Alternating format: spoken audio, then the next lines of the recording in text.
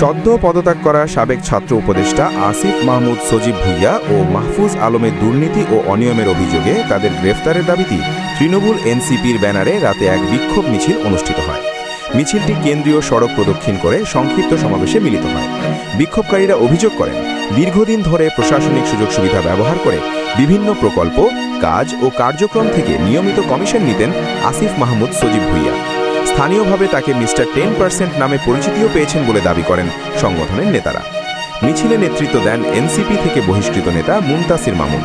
তিনি বলেন, স্বচ্ছতা, জবাবদিহি ও শুদ্ধতার নামে গড়ে ওঠা যে কাঠামো তা দুর্নীতি দিয়ে পচিয়ে দিয়েছে কিছু ব্যক্তি।